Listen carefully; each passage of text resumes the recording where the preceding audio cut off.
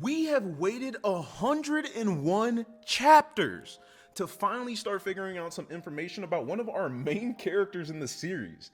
But it has been well worth 101 chapters to finally see everything that we just saw in chapter 101 about Reno Ichikawa, dog. Everything about this chapter was hype. This is literally peak Kaiju number 8 content, bro. This is why we read this series. Every single page you're flipping with goosebumps watching Reno does what he do versus all these Daikaiju. And on top of that, man, seeing this amazing brotherhood between Kafka and Reno, bro. Seeing that the whole reason that Reno was inspired was not only because he never had a hero and he wants to become that hero that he never had, but inspired by his brother Kafka saving his life that day. Reno had never had a hero in his life until Kafka pulled up and saved him in chapter 1. And I don't think that had we known that information, it wouldn't have made the early series feel so special, bro. We didn't even understand why Reno was so committed to Kafka, but the whole time, it was because Kafka was the ultimate hero, the ultimate role model to our dog Reno Ichikawa. And on top of that, did y'all see the new drip that they got in the Kaiju number 8 section of the shonen store? Like, come on, look at this Kikoru shirt. I bet you want it, don't you? And I bet you also want this 100,000 on the neck, G. I even got a Reno bobblehead inside of there. Come on, that's money, baby. That's money. But even though this chapter was hype, it was also sad at the same time, man. To see that flashback and to see everything that was taken from Reno. To see that the whole reason that Reno wants to become a hero of Japan is because he never had that same exact thing growing up, bro. To see that sad reality hit Reno growing up that, hey, there's not gonna be a hero that comes all the time to save you. Sometimes you have to save yourself. Not only that, Reno is saving himself and his big dog Kafka. And I, for one, am here, but I am getting ahead of myself, as always. So let's get into it.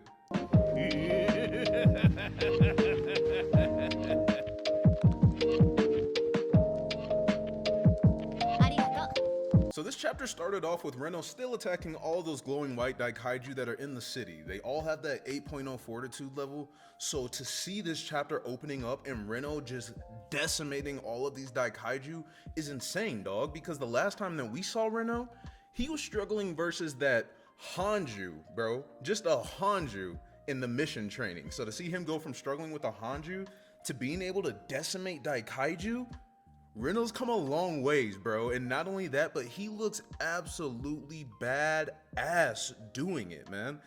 And it made me hype too to see Iharu give Reno that shout out and said, hey, Reno, go put on a good show for that old timer Kafka. Show him what you can really do. Because Iharu's been training alongside Reno this whole time. If there's anybody that knows what Reno can do right now, it is Iharu, it is Ogata, because those are the people that have been alongside Reno this whole time. Man, Reno fans, y'all are so up right now. I'm a Reno fan too, but he's not my favorite character in the series. So anybody that has been waiting on this moment, this chapter, hey, congrats to y'all, man. Round of applause for y'all, because I know y'all wanted this. We went from seeing Reno fighting these Daikaiju and taking them all out alongside Kafka to going immediately into Reno's flashback, bro. He said that he wants to clear a path for Kafka right now because he lived his whole life believing that heroes don't exist. It's just what he thought, because growing up, his brother was killed, his father was killed, his mother was killed, all in this huge Kaiju incident. On top of that, his school was burned down in a Kaiju incident, and his grandmother was the person that oversaw him. But every single night, Reno would always hear his grandmother crying. And all these incidents happening to Reno, a young child that doesn't even understand anything, having his innocence stripped from him. And he hears his grandmother crying every single night for things that are out of her control. But not only is that out of her control, all of this was out of Reno's control. Could you imagine how frustrating it was to be Reno Ichikawa, the youngest brother, bro, in a family that was all taken from him? And he's too weak to do anything, bro. Too young, too weak. He can't fight back. He can't go out and take out these Kaiju. All he can do is just keep waiting for his moment to join the defense force. I think that makes Reno so hard-boiled compared to so many people, bro. That whole time he harbored all of this in him because he knew that one day he wanted to join the defense force and become a hero because he never had that. He wanted to go and take out these kaiju because nobody took them out whenever they took out his family, dog. And that makes Reno hard to me, man, because most people, like Iharu, for instance, a dope character, but part of Iharu's inspiration is the fact that Mina saved him as a child. Iharu had a hero to look up to, and that's what inspired him and what he wanted to become. That's why he wants to get stronger, right? Reno was literally inspired because what was taken from him. He found strength. He found resilience at his weakest moments as a child, bro. He came and joined the defense force in I guess not the defense force, the Kaiju cleanup crew in chapter 1. And he convinced Kafka, get up off your ass and go join the defense force, bro. They increased the age limit, so you still got a chance. Chase your dreams. Why are you giving up on it? Because Reno never gave up on his dreams. He was still chasing.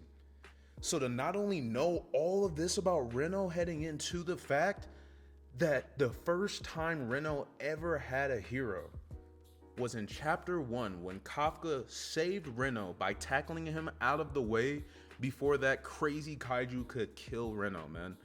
Ever since that day, Kafka has been the biggest role model in the defense force, probably in the world, for Reno, bro. He has no figures, bro. He has no father figure, no mother figure. His brother's gone.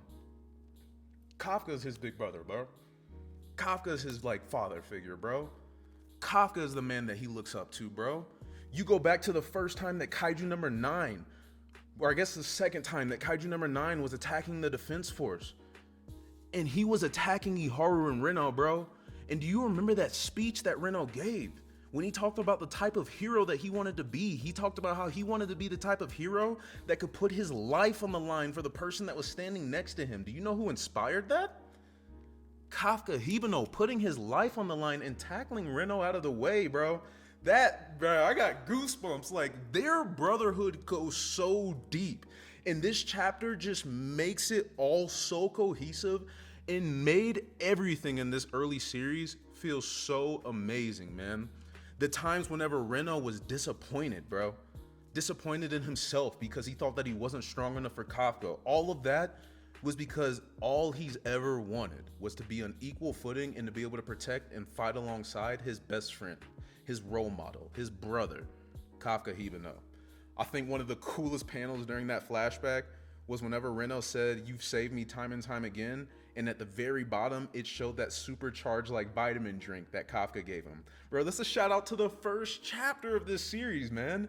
Giving him those supercharged vitamins because he was throwing up on his first day. He lost his appetite. And Kafka said, bro, you're not even going to make it through the second half of the day if you don't at least do something, eat something, drink something. Man, chapter 100 and chapter 101 have been great homages to early in this series and just great flashbacks to hey, if you know type of thing. But we go out of that flashback and go back to real time where Reno just keeps on talking about how this time he is never going to let Kafka fight alone again. He's always going to be alongside him to help clear that path. And it's funny to almost see that parallel of Mina and Hoshina also paralleling kind of with Reno and Kafka, right? Hoshina's always going to clear that path for Mina so that Mina can get to that target. And right now, Reno said, I'm going to clear that path for you no matter what, Kafka, so that you can get to that target. Seeing Reno operate all of these pods, whatever you want to call it, bro, these Gundam bits, and just blasting these kaiju with ice, using these Gundam bits as shields, watching his hands just maneuver all of them around, dog. Reno is one of the most BA characters in this series. This chapter was absolutely amazingly packed with action. And my favorite shot, I think, was whenever Reno was squatted down and all of those Gundam bits were going around him in a vortex basically. And he said, and I'm gonna blaze that trail. And man, Matsumoto, my dog, hats off to you, G. You drew this chapter. You wrote this chapter. This was absolutely peak kaiju, bro. And whenever we thought that Reno was going to get decimated, bro, get attacked, that Daikaiju launched its hand down to Reno and smashed him into the concrete, Kafka wasn't even worried, bro. Kafka buzzed over and said, hey, Reno, I'm leaving this area to you now. Reno comes out of that freaking rubble and says, "Thank you. There would be no greater honor to me than if you went to the target, man." And come on, man. They are the most hype duo in shonen right now, bro. They are the most hype duo in shonen. And I don't want to hear no arguments about it. Don't come in my comment section talking about some other series, because you're wrong.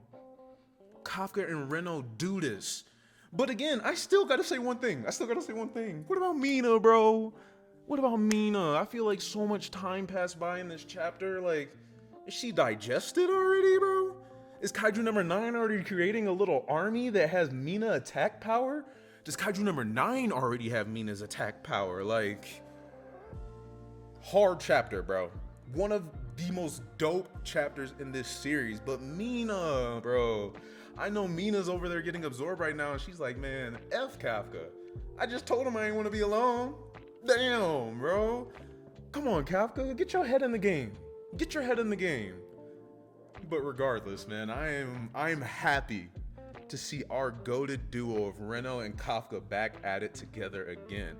And that's really all I got to say about the chapter, to be honest with you. It'll be interesting to see what happens next chapter. Hopefully we finally start getting to see Kafka heading towards Kaiju number 9, or even pulling up on Kaiju number 9. Whatever it may be, right? But I'm also going to be dropping another video later this week. It's gonna be very unscripted, but I have a theory video, and hey, come on, I'm not even gonna tell you what the theory's about. I'm just gonna say it's about a certain somebody. Yeah, you feel me? I told you I'm not gonna tell you what it's about exactly. But I'm gonna be dropping that video, and then I'm also gonna be dropping a video next week about the Ghost of the Reuni Shrine. It has been a long time since we have talked about the Ghost of the Reuni Shrine, but I think that Samurai Warrior is gonna be coming back up into play very soon here.